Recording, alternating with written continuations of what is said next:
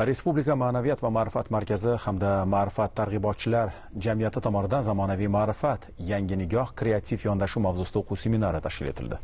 Tadbir mamlakatimiz ziyolilarini bir maydonga jamlash, ularning intellektual salohiyatini uyg'unlashtirish, shuningdek, ozroq fikr almashish uchun zamonaviy muloqot maydonini yaratishga xizmat qildi.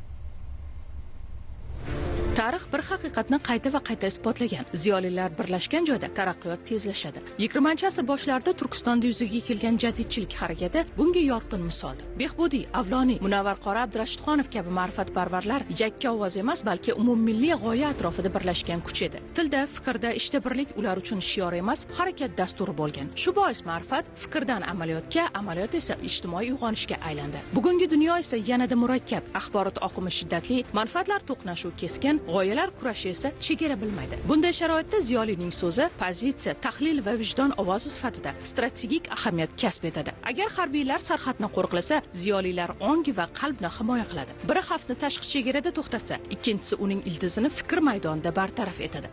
Jadidlardan Qodiriy domlani agar qodir bo'lsak, agar uyg'oq bo'lsak, uxlaganlarni uyg'otamiz degan bir jumlasi borda. 3-renessansning poydevorini kim quradi? Ziyolilar quradi. Jamiyatning gultoji kim? Jamiyatning gultoji ziyoli deydilar. Ziyolilarning gultoji kim desa, ziyolilarning gultoji targ'ibotchilar deydilar. Biz targ'ibotlarni amalga oshiryapmiz, lekin bugun Z avlod bor.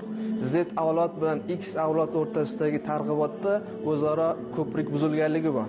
Aynan bugungi maqsad bugungi ko'prikni o'rnatish va zamonaviy media savodxonligi asosida ma'naviyat targ'ibotlarini ta'sirchan, noodatiy, kreativ usulda yetkazish masalasi turibdi. Bugun biz qurayotgan jamiyat biz ziyolilarning qanchalik uyg'oqligimizga bog'liq. 2 kunlik intensiv o'quv dasturi zamonaviy va strategik jihatdan muhim yo'nalishlarni qamrab olgan bo'lib, unda turli hududlardan kelgan olimlar, targ'ibotchilar va ma'naviy ma'rifiy sohaning mas'ullariga zarur va foydali bilim ko'nikmalar taqdim etildi. Xususan, strategik va mafkuraviy tahlil orqali yangi O'zbekiston taraqqiyot g'oyalarini keng jamoatchilikka sodda va xalqchil tilda yetkazishning ilmiy amaliy asoslari o'rgatildi.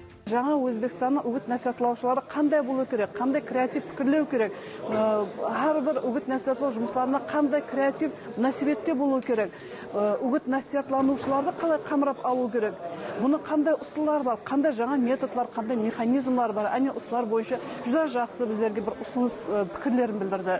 Raqamli transformatsiya va texnologiyalar mavzusidagi o'quv mashg'ulotida targ'ibot jarayonida sun'iy intellekt imkoniyatlari, ijtimoiy tarmoqlar va vizual kontent bilan samarali ishlashning zamonaviy usullari o'rgatildi. Kommunikativ kompetensiya va ijtimoiy psixologiyaga oid treninglar orqali ishtirokchilarning notiqlik mahorati, shaxsiy xarizmasi va auditoriya bilan ishlash ko'nikmalari mustahkamlandi. Zero, jamoatchilik ongi raqamli maydonda shakllanayotgan bugungi sharoitda ziyoli faol va ta'sirchan pozitsiyada bo'lmasa, jamiyat fikriy bo'shliqda qolishi mumkin.